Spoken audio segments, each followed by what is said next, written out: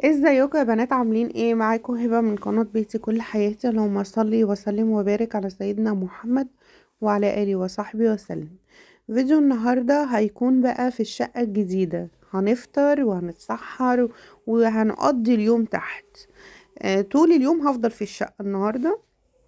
ابو يوسف موجود وقلت ايه، الاكل النهاردة هيبقى فيه زفارة كتير، فقلت الشقة نظيفة فوق والمطبخ جانا منضفاه وغسله الرخام ومنضفه الدنيا. فانا قلت يا بنتي هيبقى ايه، سيب الدنيا نظيفه فوق وخلينا تحت. كده كده النهارده هنقضي اليوم تحت. محمد كان منزل لنا الشاشه بتاعه التلفزيون ومشغلها وعاملين قاعده كده في الشقه الجديده. فقلت خلاص ما دام قاعدين كلنا تحت وملمومين تحت هقعد اعمل الاكل تحت. البوتاجاز الكتكوت الامور الصغنطوط ده انا كنت شارياه قريب معاكم. بصراحة عملي جدا جدا فوق ما تتخيلوا. انا ما كنتش متخيلة ان الصغير ده يطلع منه ده كله. لا حقيقي طلع جميل جدا، النار بتاعته عالية حلوة قوي، والفرن بتاعه برضو النار بتاعته عالية، بس ايه ابقى مطفية العيون اللي فوق، الفرن اللي تحت يبقى حلو واشتغل زي الفل. بس طبعا اكيد الفرن حجمه صغير، لو عايزة اعمل اكل في صينية كبيرة هضطر استخدم بقى ايه الفرن الكبير، مش هينفع في الفرن ده. تمام. دلوقتي يا بنتي يا هبة بتعملي ايه؟ حمرت بصلاية، خليتها تاخد اللون البني، وهبدأ اعمل رز صيادين. وهنا كنت جايبة نص كيلو جمبري يا ناس ب160 جنيه، النص كيلو الجمبري، الكيلو ب320. فكان غالي قوي الصراحة النهاردة في السوق، فقلت لا انا هجيب نص بس عشان العيال نفسهم فيه. وهو يا دوبك نص بيكفي على قدنا، يعني مادام عاملة كذا صنف جنب الجمبري، فانا عاملة كذا صنف النهاردة جنبه، مش الجمبري لوحده، فكل واحد كده هياخد منه ايه وياكل. تمام. الجمبري حطيت عليه بصل، حطيت عليه فلفل الوان، وحطيت عليه بهارات سمك وكمون، فلفل اسود وشوية ملح. تمام. وحطيت عليه شوية مية وهولع عليه النار وهسيبه بقى على الحلة دي على النار. بصوا عين البوتاجاز ما شاء الله حلوة، اللهم بارك، وبيشتغل على انبوبة وعلى غاز طبيعي. ناس كتير جايباه بكام وجايباه منين. انا كنت شايفة فيديو على التيك توك الواحد معرض كده بيبيعه. انا لا انا مش عارفة هو فين، هو قال ان هو في القاهرة بس مش عارفة فين بالظبط، لان هو جايلي شحن. فانا ما سألتش على عنوان، وانا هستفاد ايه بعنوانه؟ فسألتش عليه، انا طلبت الاوردر وجالي بعدها ب3 4 ايام ولا حاجة. تمنه كام؟ تمنه كان ب2200 جنيه. اول ما شفت الاعلان كان ب1700. لما الاسعار رفعت قال لي ب2200. دلوقتي شايفاه منزله برضو كان ب2400. فلما الاسعار بترفع الاجهزة كمان بترفع، كل حاجة بترفع مع الاسعار. المهم بس صراحة بيني وبينكم عملي جدا ويستاهل فلوس بصراحة. حاجة كده صغيرة مش بتاخد مكان. زي ما انتوا شايفين تعبانة مثلا مش قادرة اقف، حاطة الكرسي وقاعدة بعمل الاكل بتاعي في روقان حلو بقى في مصيف. حلو في على السطح مثلا، بتطبخ على السطح جميل جميل بصراحة. كنت جايبة انا طباخة بطبخ عليها، لو اقول لكم بتبوظ الحلل بشكل مش طبيعي، لان بتصمد وبتخلي الحلل تسود وافضل ادعك فيها ما تنضفش، وبيبقى الموضوع مهلك ومتعب، فمرضتش ان انا اشتغل عليها تاني. دلوقتي كنت بعمل ايه بقى؟ الرز، البصلة اتحمرت وحطيت لها مية وسبتها تغلي مع المية عشان المية تاخد لون البصلة كده والشوربة يعني تبقى لونها بني. وحطيت بقى ايه، فلفل اسود، شوية كمون، بهارات سمك بتدي طعم للرز حلو، ونزلت الرز وعلى المية قلبته تقليبة كويسة، وهسيبه بقى يتشرب. عقبال ما يتشرب هبدأ ان انا اغسل البسارية و... وافصصها، بس هفصصها الاول. تمام. بصوا بفصصها ازاي. بشيل الراس لما بتتسحب بتسحبيها كده بالبطن بتاعت السمكة، يعني الراس بالامعاء بكله بيطلع. فانا بحبها كده. في ناس بتحب تحمرها وتقليها زي ما هي بالراس بكله، بس بصراحة لما بتشيلي الراس بالبطن بيبقى كده طعم السمكية حلو، ما فيهاش امعاء، مش بتبقى مررة، بتبقى جميلة بصراحة. بس 90% من الناس بتعمل البسارية سليمة زي ما هي بيني وبينكم مفيدة جدا وفيها فايدة كبيرة قوي، وفيها كالسيوم عالي لان بتتاكل بعضمها. العظم بتاعها طري كده، يعني متحسيش بيه اصلا وانتي بتاكلي. ف دكاترة كتير بيقولوا ان فايدتها كبيرة قوي البسارية. وسعرها بصراحة حلو، ب25 جنيه. فجبت كيلو، عملت نصه، والنص التاني قلت خليه بقى ايه مرة تانية. يا اما ممكن تملحيه يتعمل زي الفسيخ كده. في ناس برضو بتحبه مملح، بيبقى جميل قوي. والله فكرة، ممكن نص كيلو اللي باقي احطه في برطمان صغير ومملحه كده بالشطة، ويتاكل ان شاء الله على العيد بقى مع الفسيخ والرنجة ان شاء الله. بس هو لسه بدري بصراحة، يعني عشان هو لما بيتملح البسارية، لما بتتملح بتاخد 3 ايام تمليح، مش بتقعد وقت طويل. فحلو للي عايز يعملها يا جماعة وياكلها على العيد، يعملوها قبل العيد كده ب4 ايام ولا حاجة، بحيث ان هي تقعد وتفتحوا عليها اول يوم مع الفسيخ والرنجة، بتبقى فظيعة. بس فهنضفها كده كويس وبعد ما انضفها هغسلها بالمية والليمونة الحلوة اللي انا حطاها قدامكم دي. هنضفها كويس جدا، وهبدأ ان انا اقليها. بحبها مقلية كده وتتاكل كده بالواحدة، كأنها ايه، مقبلات او مقرمشات كده جنب الاكل. تمام، الجمبري خلص وانا شيلته على جنب، ولسه الرز هسيبه بقى ايه يتشرب. لقيته عايز شوية مية، رحت مزودة عليه شوية. وطاسة الزيت اهي جنبي، هسيبها تسخن عقبال ما اعمل البسارية بقى ايه.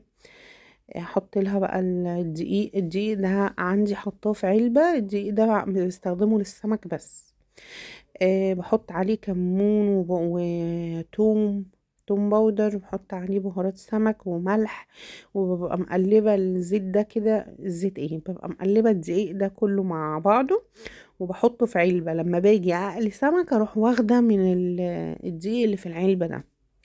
تمام، فحطيت شوية على البسارية، ما ضفتش عليها اي حاجة غير اني غسلتها بمية وليمون بس.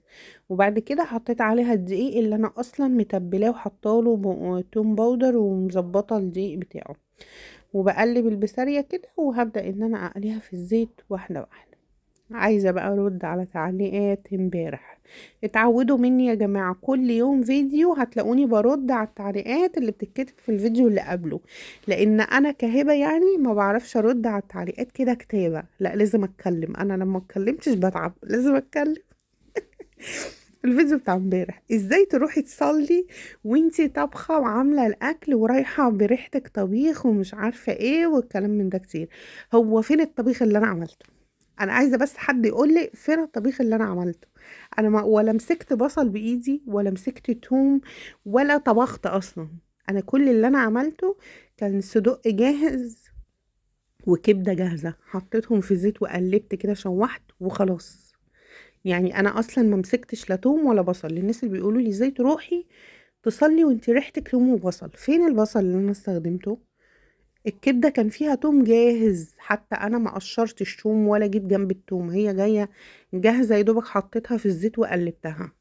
الحاجه الوحيده اللي انا مسكتها بايدي التقطيع، مسكتها وقطعتها بالسكينه وبعدين شوحتها بالسمنة، وحطيت عليها فلفل اسود، وحطيت عليها ملح وبهارات لحمة وخلاص، وخلص الموضوع. وفضيت الحاجات كلها في علب. انا اصلا ما وقفتش طبخت، هو فين الطبيخ؟ هو انا لما اقف احمر آه، شوية كبدة ولا شوية صدوق ابقى كده وقفت وطبخت وريحتي بقى توم وبصل؟ امال يا جماعة، معلش معلش، انا بشوفهم والله في السوق. لما بروح السوق اشتري سمك، بلاقي العامل اللي واقف ماسك سمك وبيشتري وبيبيع، الأذان أذن يقوم يتوضى بلبسه بسمكه بكل حاجة، ويقف يحط كرتونة في الأرض ويصلي. هل الراجل ده صلاته مش مقبولة؟ مقبولة، لأن هو بيصلي باللبس بتاع شغله اللي شقيان وتعبان بيه. وبعدين نعمة ربنا عمرها ما كانت بتبوظ الصلاة أو بتخلي الواحد مش طاهر مثلا. عشان كده ايه، مثلا لبسه فيه أكل فصلاته مش هتتقبل عشان هو مش طاهر. الأكل يعني الأكل مش بيبطل الصلاة اللي انا اعرفه يعني. فانا شفت تعليقات امبارح غريبة قوي، وانتي بريحتك دي هتأذي الناس، واللي تكتب تقول ايه، تلاقيكي كنت بتحطي ريحة عشان تداري ريحتك ما تضايقيش بيها الناس. لا انا ما بحطش عطر بره البيت يا جماعة والله، ما كنتش حاطة ريحة اصلا ولا كنت حاطة اي حاجة، والحمد لله كانت ريحتي كويسة. لان انا بعد ما خلصت الاكل رحت غاسله ايدي كويس ومتوضيه، عشان انا كنت نازله متاخر، فانا عارفه ان المغرب هيأذن عليا وانا بره البيت، فانا قلت عشان اول ما يأذن اخش الجامع على طول ونصلي، وده اللي حصل. كلت بسرعه بسرعه ودخلنا على طول للجامع، صلينا على طول. تمام. فانا يا جماعه لا مسكت توم ولا بصل، وانتوا شفتوا الفيديو اصلا، ارجعوا له تاني وشوفوه، انا مسكت ولا توم ولا بصل. بعد ما خلصت غسلت ايدي كويس جدا الحمد لله. يعني انا مش قاعده في الارض مثلا والاكل على هدومي لا، انا كنت شغاله، حتى هتاخدوا بالكم بحذر كده في الفيديو، بخلص الحاجه واحط في العلبه في الشنطه على طول عشان نمشي. فاكيد انا مش هروح اذي الناس، يعني هكون طبخه مثلا سمك، ولا عامله محشي، ولا عامله مش عارفه اكل ببصل وثوم، واروح اذي الناس في الجامع اكيد. لكن انا الحمد لله كنت طالعه نظيفه ومحافظه على لبسي في الوقت اللي وقفت فيه المطبخ. بس وعلى العموم شكرا على النصيحه بتاعتكم، ربنا يكرمنا ويكرمكم يا رب باذن الله. مهم دلوقتي انا كنت بعمل ايه، طلعت المطبخ فوق لاني الفرن اللي تحت صغير زي ما قلت لكم، فانا محتاجه بقى ايه، فرن كبير وصينيه كبيره.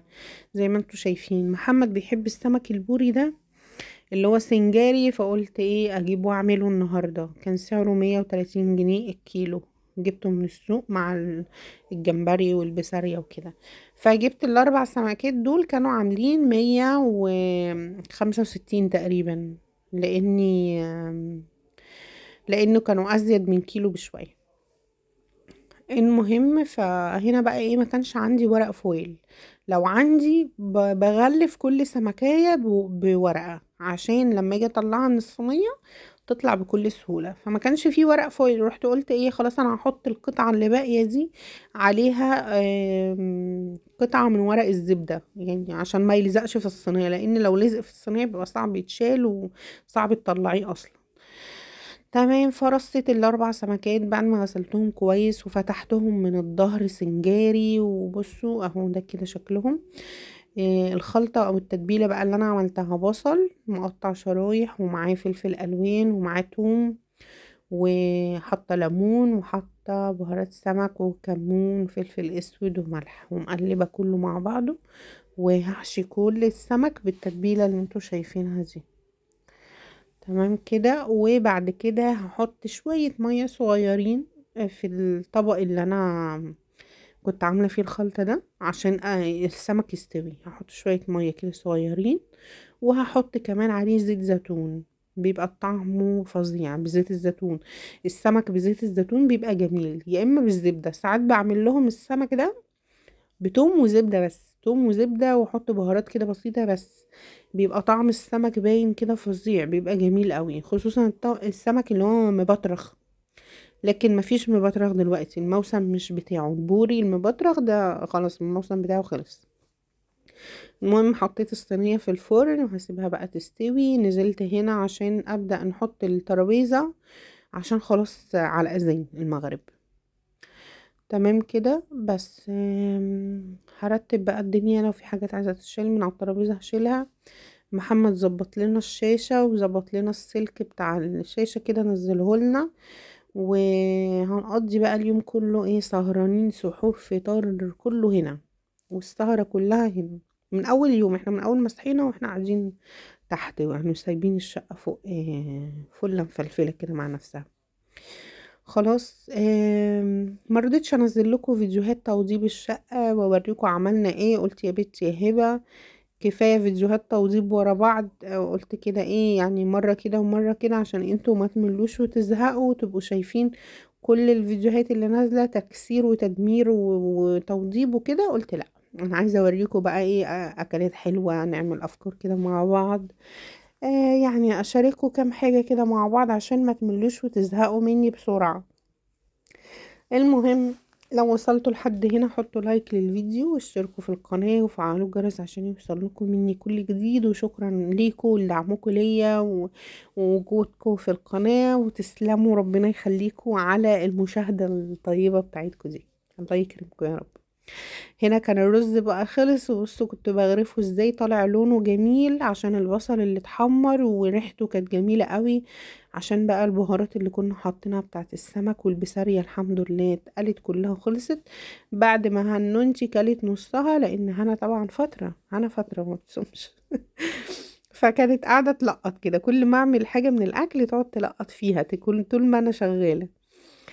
بس المهم هغرف دلوقتي الايه الجمبري. قسمت النص كيلو كده على طبقين، كل شخصين 3 في طبق. قلتلهم انتوا عارفين ده بكام؟ 160 جنيه النص كيلو ده 160 جنيه، قسموه كده على بعض زي المنابات يعني. والحمد لله كفى وفاض والله، وشبعنا والحمد لله. اهم حاجة ان احنا ايه، اتجمعنا يعني ايه، واحنا بصحة واحنا بخير واحنا طيبين والحمد لله. مش مهم الاكل ايه بقى، ان شاء الله لو شوية فول وجبنة ومكرونة او اي حاجة، المهم ايه ان نتجمع كلنا مع بعض على سفرة واحدة او على طبلية واحدة بالموجود يعني. الحمد لله. هنا الفترة واقفة تلقط في الاكل. وما بحبش الحركة دي ابدا، إن الواحد يحط الاكل ويقعدوا ايه يلقطوا منه، محبهاش. عقبال ما نيجي نقعد نبص نلاقي الاكل خلص هنا كده صينية السنجاري خلاص كانت استوت، وجانا جابتها لي من فوق. وكمان كان عندي صينية سردين كنت عاملاه في الفرن، وكنت مصوره لكم الفيديو ونسيت اصور لكم النهاية، يعني نسيت اوريكم الاكل بعد ما استوى. وكلنا وشربنا وخلاص وقمنا وشربنا شاي، ونسيت اصلا اصور لكم السردين والاكل اللي انا كنت عاملاه. فانا معرفش بقى، مرضتش انزل الفيديو. المهم فقلت لجانا تسخنه في الفرن، وتجيبه ناكله كده جنب الاكل، عشان ايه حرام يعني، محبش اكل يترمي ولا اكل يبات ولا اكل يتركن يعني في التلاجة. بحب اعمل الاكل يتاكل، ما بحبش الحاجة تترمي بصراحة، لان حرام كل حاجة غالية والاسعار غالية. حتى انتوا برضو لما تيجي تعملوا فطار ويفيد منكم، يا اما تشوفوا حد محتاج تدوله الاكل، يا اما تفرزوا الاكل تخلوه يوم تاني تسخنوه جنب بعضه. يعني مثلا النهاردة عاملة سمك وكان عندي صينية السردين موجودة في التلاجة، سخناها ده جنب دوت وقعدنا ناكلها. قلت بدل ما تترمي حرام، يا اما تعملوا الاكل على القد قوي، لان احنا في رمضان لما بنصوم الواحد ما بيقدرش ياكل كتير. انا عن نفسي في الفطار ده ما بقدرش اكل كتير، ساعات اكل في السحور واتقل كده في السحور، لما الاقي نفسي في الفطار ما اكلتش قوي اكل بقى في السحور. وساعات لو كلت في الفطار حلو ما صحرش، يعني على حسب يعني. تمام. طبعا الرمز اشتغل عشان العيال بتحبه واحنا عايزين ناكل ان هو يكون شغال، وكنا عاملين عصير كركديه النهارده، ومحمد كان جايب لنا تمر هندي. ودي كده سفرتنا بعد ما الاكل خلص. ومحمد اللي عمل لنا السلطه دي لو خدتوا بالكم كان قاعد عند السلم قاعد يقطعها على القطاعه وعمل لنا السلطه، عشان انا بحبش اعملها. هو تخصص سلطه، انا اعمل كل الاكل اللي في الدنيا كله، لكن اجي عند السلطه بقى مش عايزه اعملها. والبسارية عايزه اقول لكم كانت طعمها جميله قوي قوي قوي، كانت زي العسل. كلنا الحمد لله، وخدت لي دش كده ورحنا وصليت العشاء الحمد لله. وبدأنا بقى ايه، عايزين شاي بعد السمك، لازم شاي. فهعمل شاي ليه انا ومحمد. وعايزه اقول لكم ده كان تاني كوبايه شاي، لان الكوبايه الاولى انا ما صورتهاش، احنا شربنا الشاي على طول في وقتها، وبعدين طلعت خدت دش عشان ريحه السمك اللي انا فيها دي، وبعدين بدأت ايه ان انا اصلي بس. وكمان عملت ايه بقى بعد ما صليت والحمد لله، روقت الصالة وشلت البوتاجاز من مكانه وحطيته كده تحت السلم عشان العيال ما تلعبش عنده. وحطيت الترابيزة كده جنب الباب، لان اصلا الترابيزة دي العيال بتاخد عليها دروس، المدرس لما بيجي او المدرسة بياخدوا دروس على الترابيزة دي. فقلت ايه هغسلها كده غسلة حلوة مكان السمك، وحطها كده جنب الباب. وقلت اوسع الدنيا عشان العيال هتقعد تلعب بقى وتتنطط، واللي هيجري واللي هينام واللي هيقعد يتفرج على المسلسل، وهنفضل بقى هنا. كنا حاطين الركنة اللي هي بتتفتح سرير دي، وفرشة عليها كده دفاية، والشاشة عايزة اقول لكم كنت قاعدة حاطة ايدي على قلبي من الشاشة اللي محمد حاططها دي. بقيت عمالة اقول لحسن العيال توقعها، بقيت خايفة قوي وقاعدة قدامها وخايفة اسيب المكان واطلع انزل الاقيهم موقعينها، لان عمالة اقول لهم عارفين لو الشاشة جرالها حاجة مش هنعرف نجيبها تاني. الاسعار ما بقتش زي زمان، يعني الشاشة دي جايبينها من زمان قوي لما كانت الاسعار حلوة والاسعار رخيصة. دلوقتي الاسعار عالية قوي، يعني الشاشة دي تخش لها في 30,000 دلوقتي، فمش هنقدر نجيبها يا عيالي. لموا نفسكوا كده وابعدوا عن الشاشة عشان لو حصل لها حاجة انا اللي هيحصل لي حاجة معاها يعني. بس المهم حطينا بقى بطانية وقعدنا تحت البطانية وقعدت اتفرج على المسلسل، والصلاة بصوا راقت اهي واتروقت وكانت رايقة الحمد لله. المهم ايه بعد كده قعدنا في السهرة، زي ما انتوا شايفين الوقت ده كانت الساعة تقريبا 1. العيال كانوا جايبين بقى ايه، لا مش العيال، محمد كان جايب لنا السحور وزبادي وجايب شيبسي للعيال، وكان جايب لهم برتقان، وكان جايب لنا لب. قعدت بقى اقشر لهم في البرتقان وقعدوا ياكلوا في الشيبسي والحاجات اللي كان جايبها لهم. كنا قاعدين كده في الارض ومحمد كان قاعد على الركنة، وقاعدين بقى ايه اقشر لهم في برتقان وياكلوا. كانت سهرة والله جميلة وكان يوم حلو قوي، انبسطنا فيه. اهم حاجة ان انا متجمعة كده وولادي حواليا بصحة وبخير، يا رب دايما يجعلهم كده بصحة جيدة ويبقوا حواليا كده وفي احسن حال، اللهم امين يا رب. جه بقى وقت السحور، محمد بيحب قوي العجوة اللي هي بتتعمل بالبيض. تمام، فقال لي ايه اعملي لي عجوه ببيض، قلت له ماشي. انا العجوه ببيض دي ما بحبهاش ولا هي بتحبني خالص، انا بعملها لمحمد، لكن انا محبش اي اكل يكون محلي. يعني ايه مش بقتنع بان انا اكل حاجه محليه او حاجه مسكره. انا دايما الاكل اللي بيتاكل يكون فيه ملح اللي هو المالح، لكن الاكل المحلي ده لا، مع انها مفيده قوي الاكل دي. جبت كمان بطاطس قشرتها، قلت عشان اسلق بطاطس، عشان انا بصراحة كنت جعانة جدا في الوقت ده، لاني ما اكلتش كويس على الفطار. كان الاكل كله عبارة عن تفصيص وسمك، لا اكلت رز ولا اكلت عيش، فما كنت جعانة يعني، جعت بعد كده. المهم حطيت كده هنا ايه سمنة بلدي، وشوحت كده بيضتين ايه دول كانوا 4 بيضات وبعدين نزلت عليهم بالتمر المهروس او العجوة، وبهرسها كده مع السمنة البلدي واقلبهم على بعض وبس. وهي دي الاكلة اللي محمد بيحبها. انا بقى عملت ليا ايه بطاطس مسلوقة، وحطيت وهي بتتسلق كده شوية ملح، وبعد ما تتسلق هحط عليها بقدونس، هغسله واقطعه كويس. تمام اهو. وبعدين هحط زيت زيتون، يعني ده حوالي 1.5 كيلو بطاطس، هحط ربع كوباية زيت زيتون اهو. الزيت مش يبان كتير بس هو مش كتير، لان البطاطس كتير، 1.5 كيلو عاملة بطاطس مسلوقة، قلت عشان تكفي النهاردة وبكرة ما اقعدش كل شوية اسلق. تمام كده هقلب بقى ايه البطاطس مع زيت الزيتون والبقدونس، بتبقى جميلة قوي. وكمان كان عندنا جبنة، ومحمد كان جيب لنا فطير مشلتت، كان جيب لنا زبادي، والشيبسي بتاع العيال بيحبوا ياكلوه كده جنب الاكل. بس وده كده كان سحورنا. كان يوم جميل قوي، يا رب يكون عجبكم، وان شاء الله اشوفكم بكره على خير. باي باي.